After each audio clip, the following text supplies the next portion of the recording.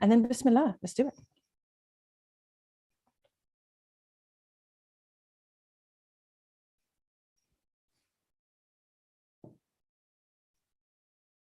Bismillah.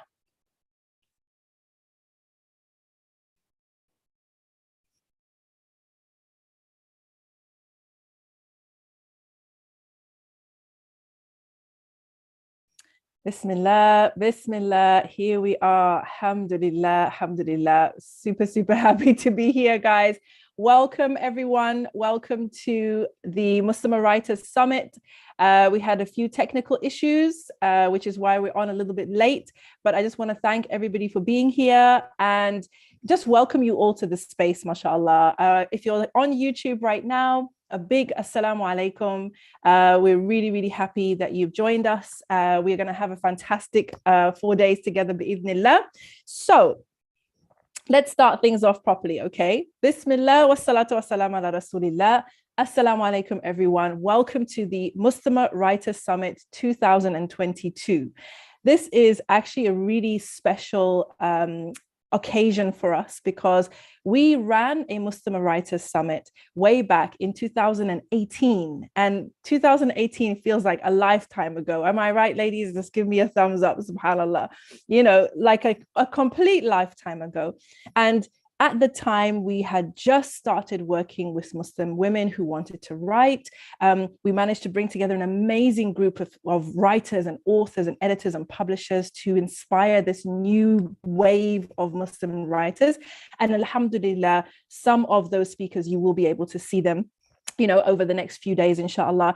But since that time, alhamdulillah, we've been blessed to literally reach thousands of Muslimah writers with our workshops, with our resources, with our courses. We've helped dozens of sisters become published authors, mashallah. And so here we are for another summit again.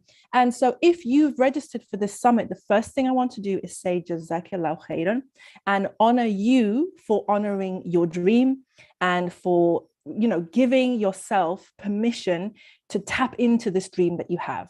It's going to be an amazing 4 days, inshallah. It's all going to be live streamed on YouTube, so make sure you don't miss any of them. There's a chat. We are keeping an eye on the chat. When it's Q&A time, you will have a chance to put your questions in the chat. But for now, what I'd love you to do is literally introduce yourself in the chat right now. Tell us your name, tell us where you are attending from. We want to see how many people we have here and how many different countries are represented, so that we can, yeah, just to flex, I guess, mashallah. So while you guys are doing that, we're going to hand over to, well, we're going to give you a chance to do that. And then inshallah, we're going to tee up for our first presentation of the summit, which is between myself, Hend Hegazi, and Aishah Adams. So I think you guys know me, Naima B. Robert, award-winning author of almost 30 books for children, teens, and adults, founder of the Muslimah Writers Project, founder of the Muslimah Author Project as well, mashallah. And Hend Hegazi is many things, but amongst them, she's my right-hand woman and she's my ride or die, and she's been in the trenches with me since 2018. So Hind, tell the people a little bit about who you are, inshallah. Assalamu alaikum, everybody. So glad to have everybody here. So I, like Naima said, I've been with Naima since 2018, alhamdulillah, with the first summit. And I'm so honored to be with her on this journey and to be helping so many Muslim writers with their books. I have written 3 novels, and I also work as a writing coach and a freelance editor, you know, besides for the main job of being a mom to 4. So alhamdulillah. So that's me. And what about you, Aishah? Tell us about yourself. Okay, assalamu alaikum. My name is Aishah Adams, and I am a trauma therapy professional and a writer. And I have worked with Hind and Naima, and I'm actually privileged to be speaking alongside them. I'm actually speaking in the audience and listening and taking notes. But yeah, alhamdulillah, I'm here. I have 3 books, actually 4, 3 books and 1 ebook. And it has been a beautiful journey so far, and I look forward to sharing with you at the summit. Wonderful, mashallah. Excellent, excellent. So I've been told that I can't put my video on. So hopefully I'll be able to do that in a second, inshallah. Bi'idhnillah, we've been having, like I said, tech difficulties, but hey, this stuff happens. What can you do? Alhamdulillah. All right. Bismillah, let's get started, guys. We wanted to kick things off by having a conversation about some of the essential ingredients to being a writer of any description. If you're watching this and you would like to write as a hobby, you would like to build your skills, you would like to, become better at written expression, you'd like to write blogs, articles, essays, you'd like to write for children, you'd like to write fiction, fantasy, you'd like to tell your life story, whatever level or type of writing that you dream of doing, there are certain building blocks that you need to have in place in order to be able to achieve your dream. And that's what we're going to share with you in this session today. So my responsibility in this session is to talk about what goes on in here, because this is where it starts. A lot of people think that your success as a writer or your ability to be a writer is to do with some kind of skill that you have or you lack, is to do with the type of books that you read or don't read, the type of education you had or haven't had, even the types of friends you have or don't have. But I'm here to tell you that none of those have anything to do with your ability to find that writer inside you, to free the writer within. The first and most fundamental shift that needs to happen is what happens up here. So, what do I mean by that? Well, many of us are telling ourselves a story. And that story is similar to some of the things that I mentioned, that we're not smart enough, we don't have the right education, we don't come from the right background, we're not good enough with our words, we don't have anything to say. Everything that we have to say has been said already. No one would be interested in hearing what we have to say and reading what we have to say. There's no space for people like us. There's no place for someone like me to be a writer. And writers don't look like me, they don't sound like me, they don't live like me. All of those, my dear sisters, and any brothers who are listening, those are all stories that we tell ourselves. And those stories are what keep us playing small. Those stories that we tell ourselves, that we're not good enough, that we're not clever enough, that we don't have enough of any of the things, right? Those are the stories that keep us silenced. Those are the stories that keep us doubting ourselves. Those are the stories that keep us from making that first essential step. And what is that first essential step? Well, I'll tell you what it is for free. It is to believe in yourself and what you have to say. I get flack sometimes for quoting Henry Ford on this, but he said, whether you believe you can or you can't, you're probably right. And I co-signed that. It doesn't matter how gifted you are, how knowledgeable you are, how talented you are, how much good you have to give to the world. If you fundamentally are telling yourself a story that you are not worthy to tell that story, if you do not believe in the value of your story and your ability to tell it, it's dead on arrival.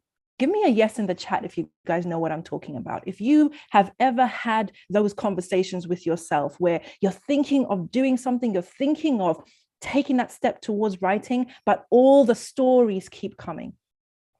All of the negative thoughts, all of the putting yourself down, comparing yourself to others, saying that you're not enough of this and you're not enough of that. Give me a yes in the chat if that makes sense to you, right?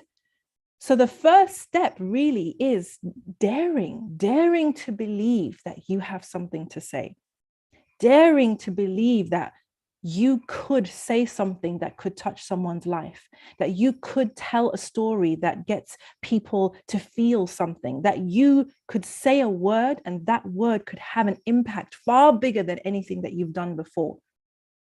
The key is the belief. That's where it starts.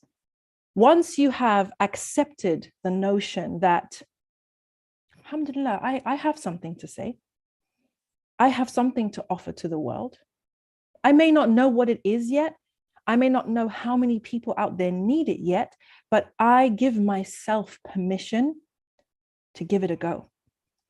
I give myself permission to take the first step. I give myself permission to make the intention and actually allow myself to say this dream that I have, right? So when it comes to up here, what's happening up here, it's supremely important to really embrace those empowering beliefs that you have. So rather than the disempowering and the limiting beliefs that got you fearful, in self-doubt, comparing yourself to everybody else and just concluding that, look, I'm not good enough. I am not enough. I am not enough. Whether it's what I know, what I say, what I do, how I write, how I express myself, is not enough. It's not good enough to be able to be what other people call a writer. My dear sister, you see that story there? We need to take it out and we need to literally crunch and scrunch it up like the rubbish that it is and just put it in the bin. So if you have been telling yourself a story that you're not good enough to be a writer, I want you, even right now in this session, don't just sit there. I mean it. Go like this. What's the idea? Put your hand on your head. What is this idea that is holding me back? What is the story I'm telling myself that is holding me back, that is keeping me from playing, keeping me playing small, keeping me from realizing my dream? What's the thought? What's the thought? Grab it and wrench it out of there. Pull it. Now it's in your hand. Crunch it up. Scrunch it up like paper or like autumn leaves, you know, those dry leaves. Just crunch it up in the bin. It's gone. And now we're going to replace that. We're going to replace those junky, crunchy thoughts with empowering thoughts, empowering beliefs. Beliefs, as I have mentioned with you, that I've shared with you, that you have something to say. Everyone does. And instead of I can't, I will. Instead of I don't know, I can find out. Instead of no one will want to read it, my people are out there. And I found that this shift has helped literally hundreds, if not thousands of sisters to stop playing small, to stop silencing themselves, to stop waiting for permission from somebody else, and actually start putting pen to paper. Sometimes it hurts.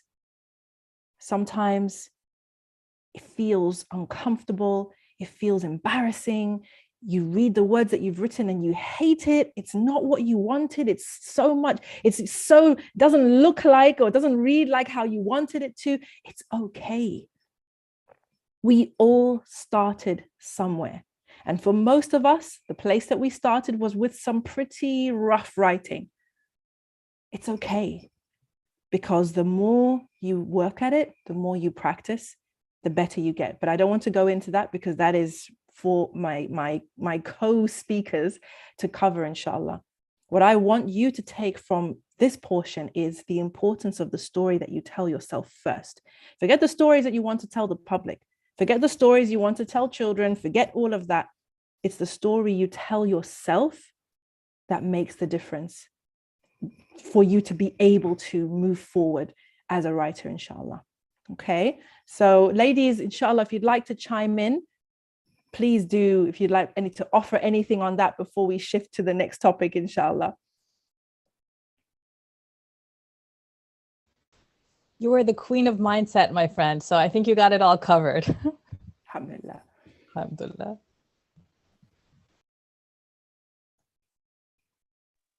You already said everything I would have said. That's better ways to. So, all right, take it away, Aisha. Tell us about the habits that we need then.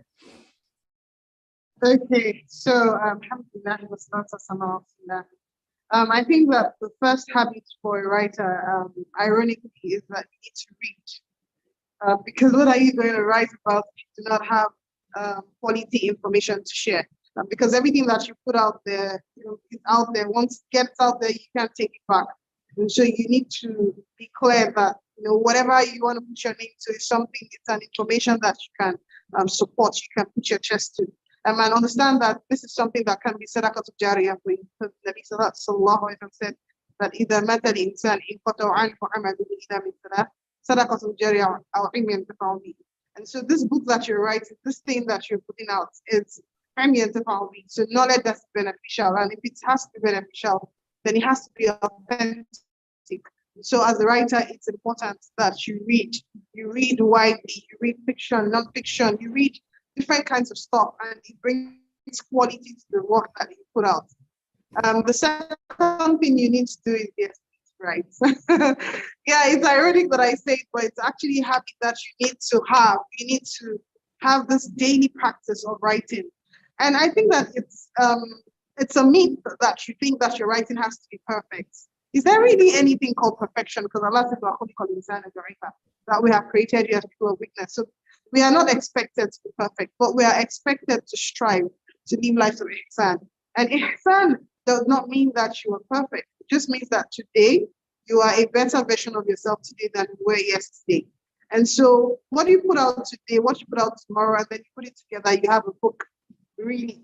So it's about the small actions, bringing it together and then making it into something big. The third thing I'd like to say is that it's important that you also watch videos, watch things, documentaries, because all of these things are opportunities for you to collect information and bring it all together to talking about whatever it is. It will still be you talking about the topic in the passionate way that you want to talk about it. Because I can watch something and have an opinion about it, and you watch it and you see from a different angle. And so when you write, it's about writing from your point of view to the audience. And so your point of view, when you watch a movie or when you watch a documentary or when you watch something beneficial, is important, and bringing it all together helps improve the quality of your work. I would also say that another habit is who are you writing to? Because when you start out, you will be like, oh no, I want to talk to everybody. You can't talk to everybody. I remember having that conversation with Naima once, and I was like, oh, I want to talk to everybody. And she's like, who do you really want to talk to? And I was like, oh, well, I actually want to talk to Muslim women, but I feel it will be too narrow. And she's like, what are you talking about? There's millions of women across the world. And this is the reality. You can't actually speak to everybody. But guess what? The moment you're clear on who you are speaking to, you will find that you will actually be speaking to everybody, because your words will be so apt that in some way or the other, it would touch on something that somebody else is thinking. But when you are not clear and concise about who you are speaking to, everything will just feel so jumbled up. It will just feel like, okay, you're saying something here, and then somewhere else you're saying something else. And it's like, okay, what exactly is she talking about? There is no flow to your conversation in the book, because the book is a conversation between you and the reader. And so it's like an interaction. And so you want the person you're speaking to actually know that they're being spoken to. And that would happen if you are having the thought of someone. For example, I remember when I was writing my book, The White Elephant, I was writing, it's a book on relationship. And my writing coach at the time said to me, who are you speaking to? And so every time I sat down to write, I imagined I was speaking to my daughter, who was now older, and who I was giving advice on what to do when she was going to get married. And because I had that in my mind's eye every time I was writing, it was easy for me to be very authentic and honest in the way that I wrote the book. So always, it's important that you have the person that you're speaking to at the back of your mind, and you're clear about who that person is. I also think that you should have a writing space, because it helps you to get into the zone when you want to write. You know how we have habits, like maybe when you get to your house, you have something you do, probably put your bag in a particular place, you pick a bottle of water. It gets to a point where it becomes a norm that the moment you step into that place, those things are done automatically.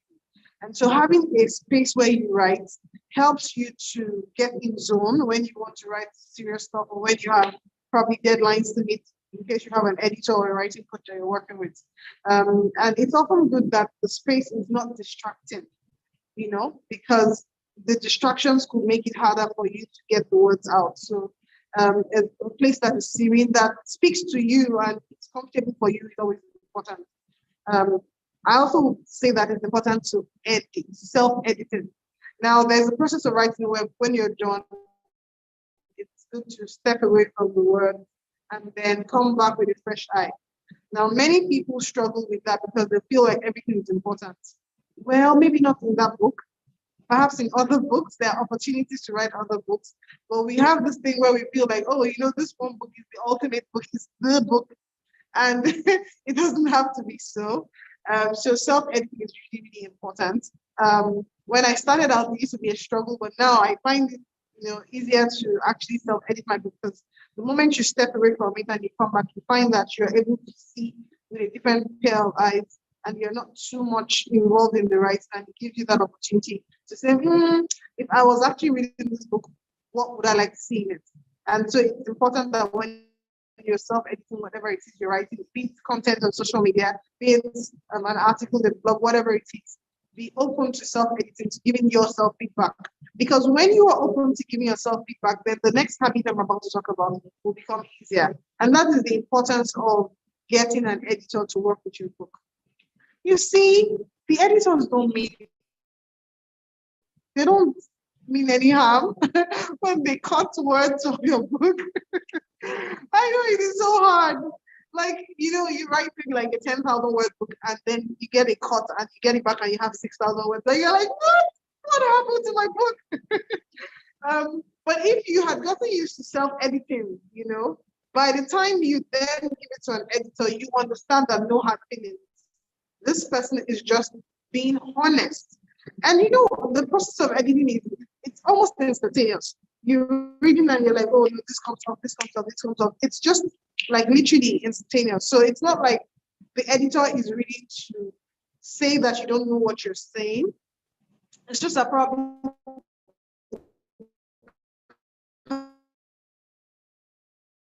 Context in which you're bringing it is at that point in the book, it's not exactly necessary information. So basically be open to feedbacks from an editor who is trained, because again, this is a book that once it steps out of your hands, you do not know how far it will travel. You do not know how many hands will get to read it. You do not know, sure that whatever it is you're putting out there is something that you can depend for Allah subhanahu wa ta'ala, because you'll be asked about it. And I think that it's also important, which will probably be my last point, that you have a vision for your writing. What is your vision for yourself? Where do you see yourself with your writing? How many books? Who is doing what you would love to do? Who you can look at their life and say, okay, what is your plan? Do you have a goal in mind? Do you have a plan? Do you have a certain way you want people to feel when they read your book?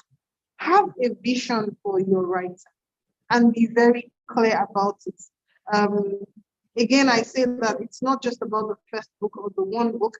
It's basically about what message people continue to take. You can write one book and that book will be the reason why you are the most richest person on earth, because people continue to find value in it. But then for you to write that book, like everyone knows, I want to believe that if you're listening to this, that from my sister's days. And the book actually did have an immense impact in my life. Like I remember reading it and I was like, yeah, I'm going to actually write someday. And this was many, many, many years ago. I read and I said to myself, I can actually write, and I'm going to write a book someday. And so imagine, I'm sure Naima didn't even think of me when she was writing the book. She just wanted to put out good stuff. Yeah. And look at how many lives it has touched. And so be open to feedback, be open to criticism, be open to be clear about what vision you have for your writing, and make dua. I remember reading about when Imam Bukhari rahimahullah was going to write Bukhari. And I remember reading that he used to observe Nawafil for every time that he put a hadith in the book. And so I made it my sunnah that every time I was going to write my book, even though I did not have the Iman of Imam Bukhari, I was going to observe 2 rak'ah nawafil for every chapter that I wrote. And this is something that I do for my books, alhamdulillah. Again, it was because I read about someone who had done something amazing, and I thought that if I wanted khair to be in my book, perhaps I should emulate that and all of that. So do not forget the place of dua, because wallahi wa ma tawfiqi illa billah. Success is only from Allah subhanahu wa ta'ala. The fact that I'm here speaking to you is only because Allah chose to honor me with this opportunity.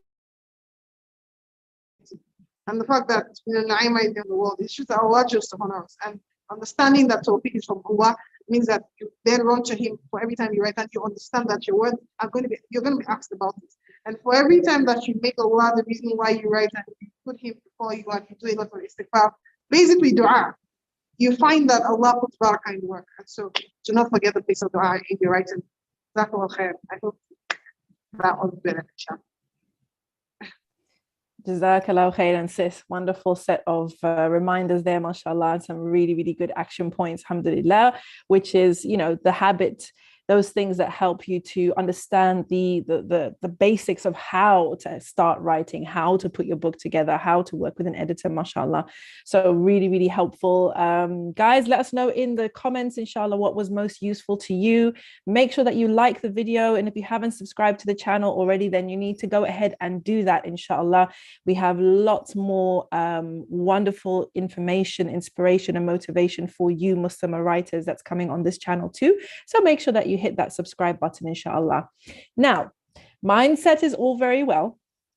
Talking about the hows is all very well, but none of it is as useful if we do not take action, if we don't have some action steps. And so Hend, Hegazi, as I said, my co-coach, partner in crime, we've been in Muslimah Writers together literally almost since the beginning, mashallah.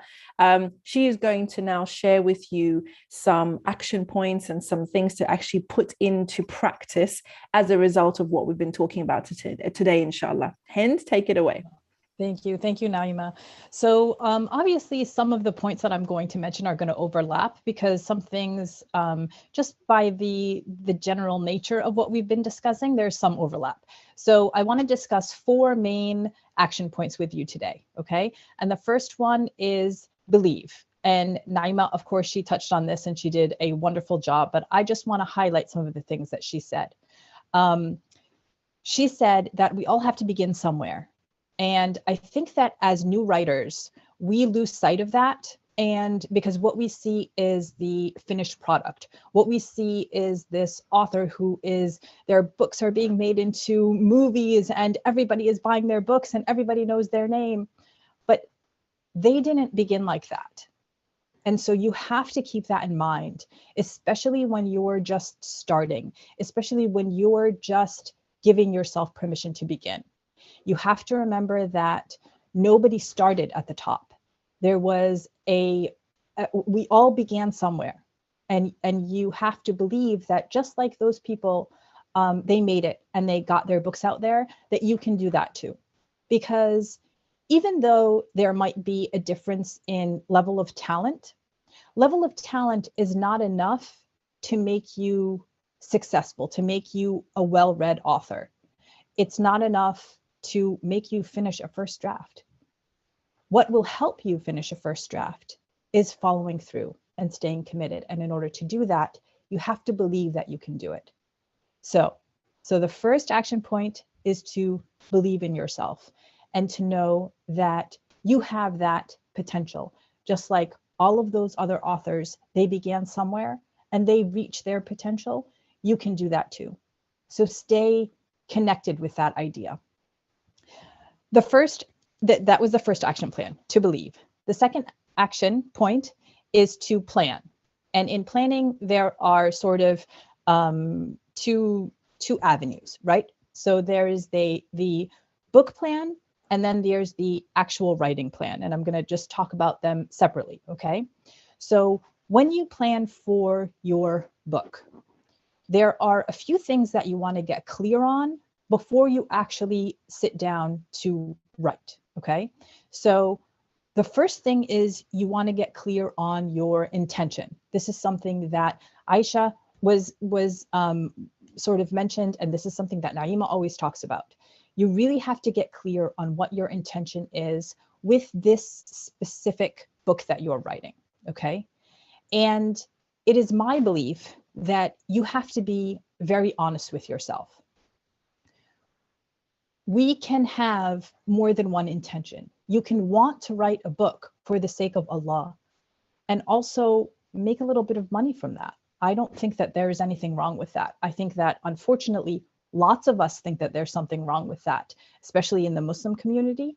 But the fact is that you're putting in a lot of effort and a lot of time into something. And even if your main intention is for it to be goodness for your community or for the greater readers, even if your main, at the heart of it, it's for the sake of Allah, you can have other intentions along with that. You can see success however you see it. Just be honest with yourself about it, okay? So we want to get clear on our intention. We also want to get clear on what is the message of the book.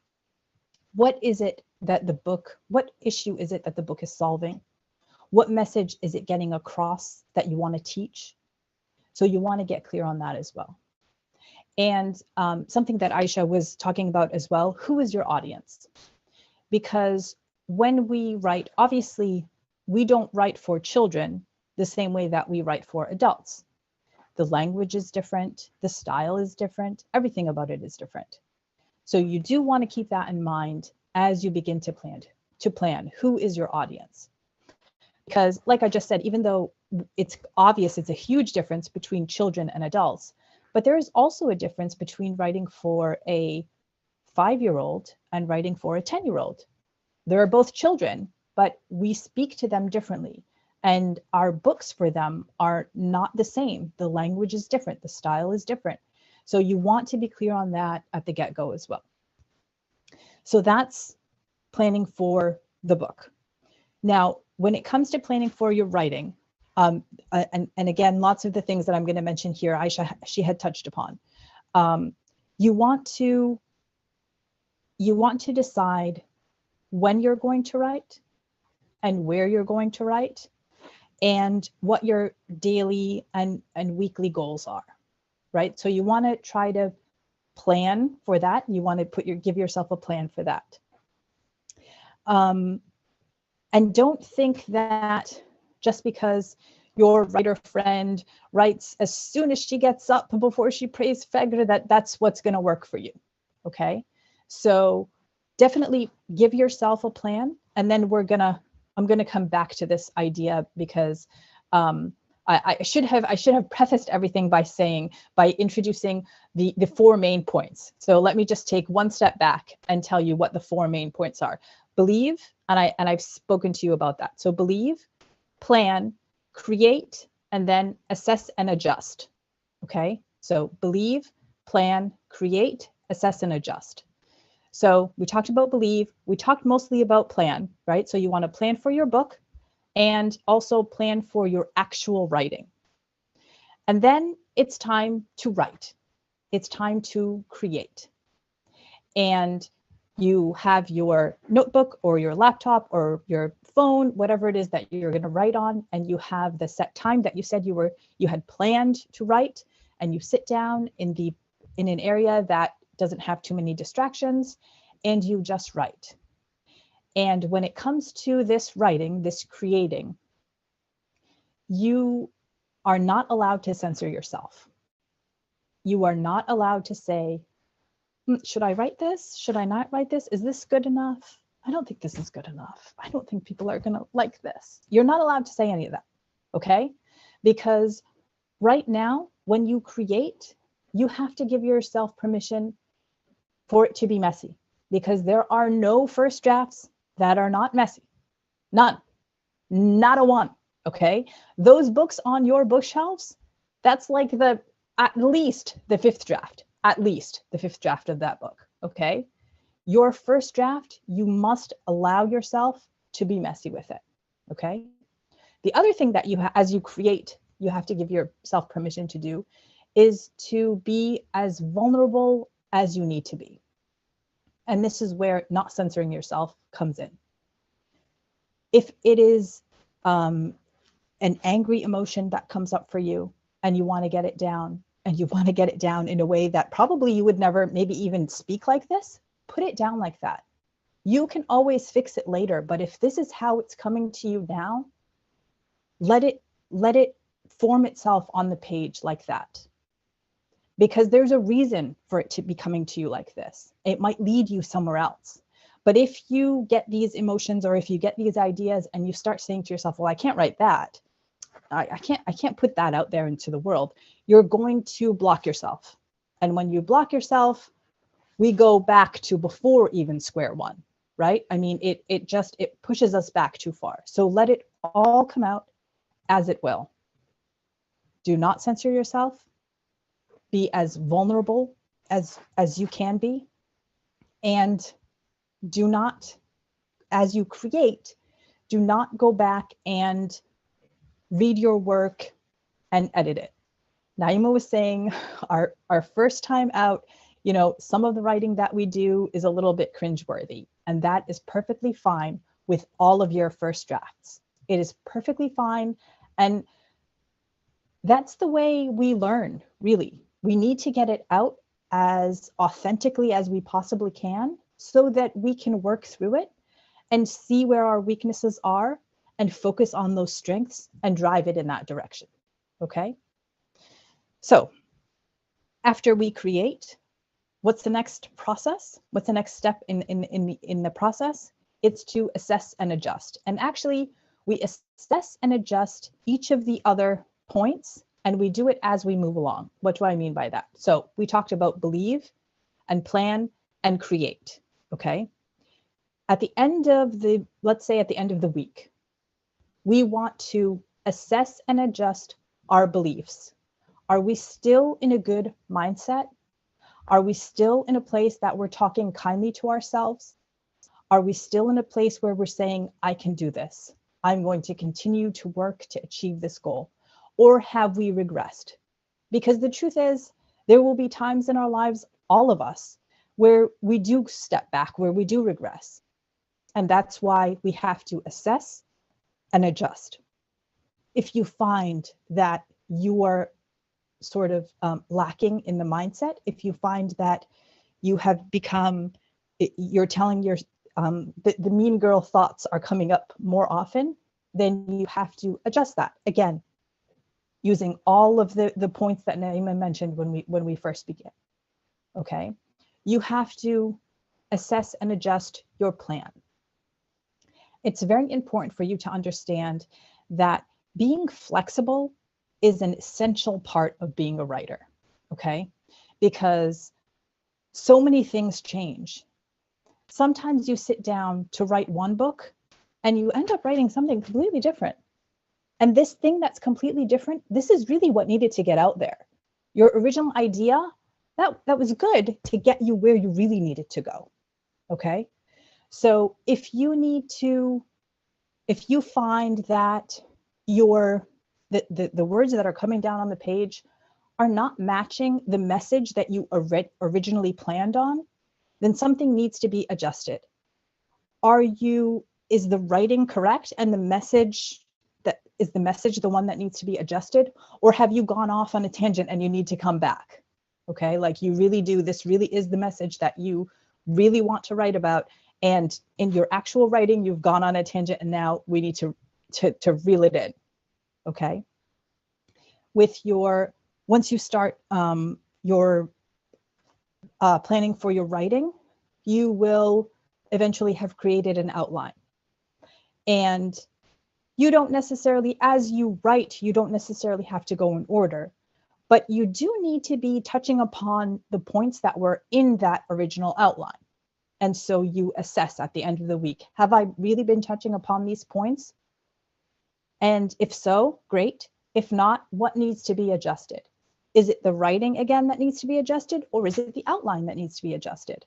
And it's perfectly fine if you have to make those switches, if you have to make those adjustments.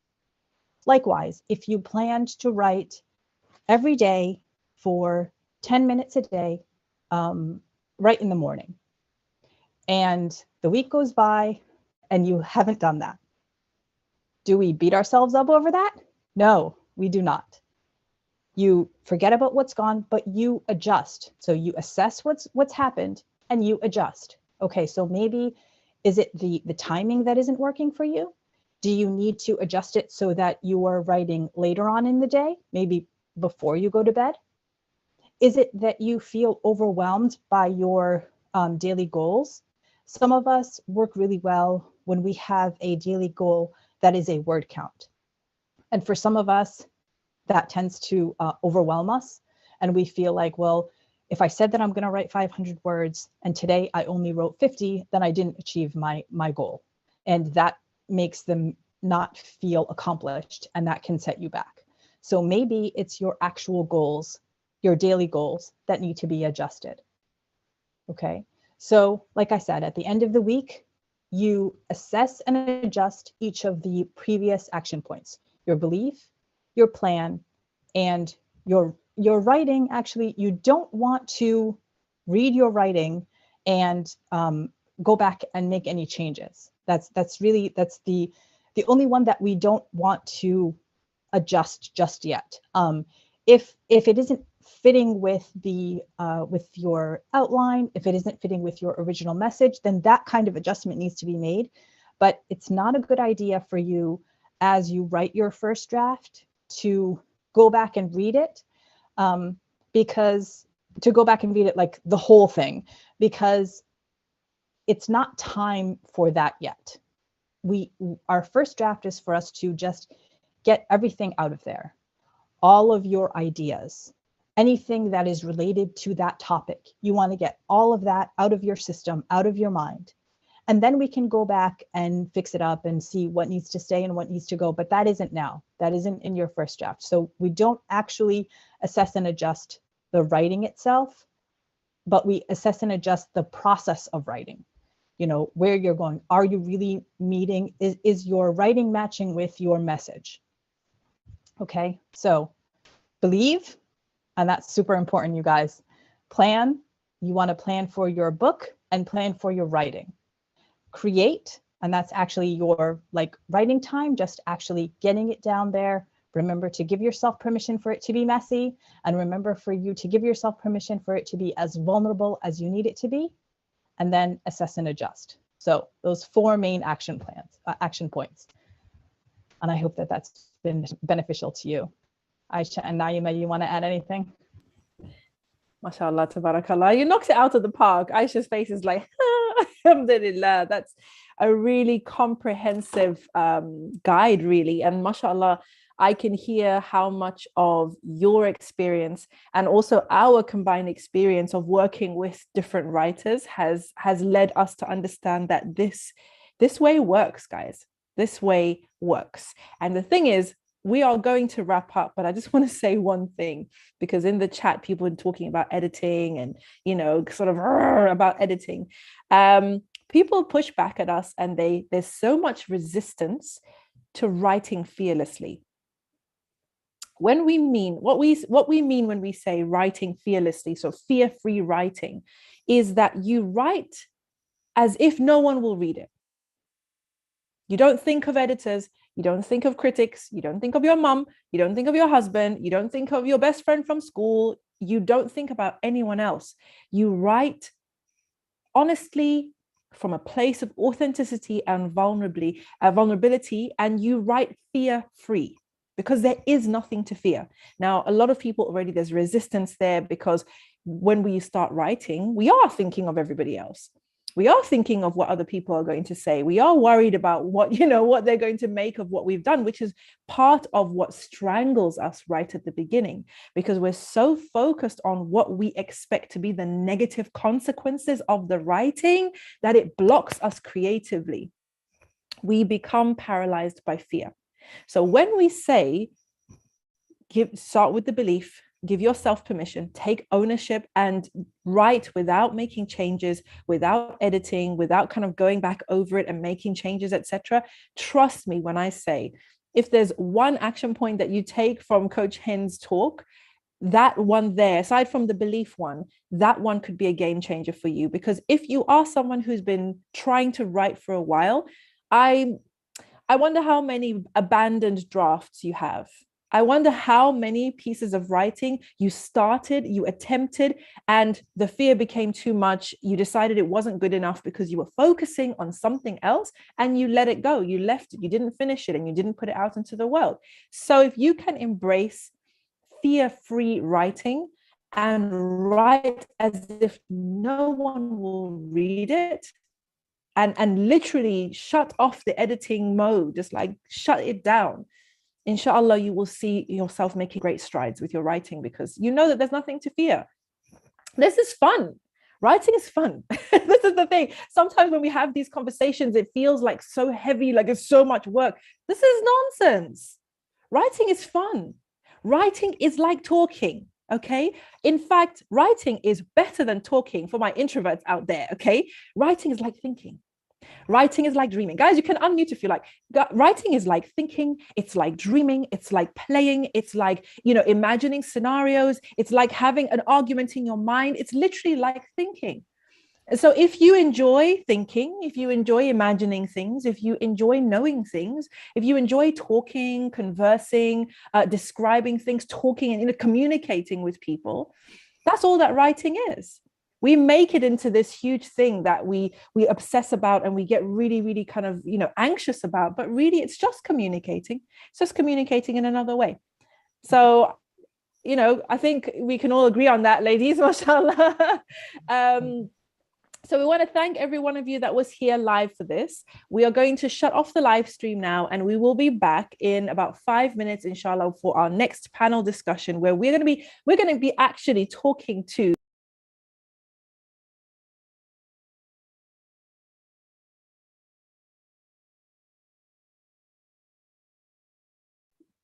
Oh, I think she was cut off. I'm not sure how. I think she was cut off. Okay. Assalamu alaikum. Right. Okay. I don't know whether you guys can hear me, but yeah, my apps logged me off. 6 months ago, a year ago, 2 years ago, they were just like you. They were exactly where you are. So we're going to have them on the hot seat, and we're going to ask them about their writing journey, and you guys can get to ask them questions in the Q&A as well. All right, so for now, we're going to log off, and we'll be back on at 5 past. Stay on the channel, make sure you've subscribed, and do leave your comments underneath. Sister Aisha, Coach Hend, Jazakallah khairan. We'll see you in the next one, inshallah. Assalamu alaikum.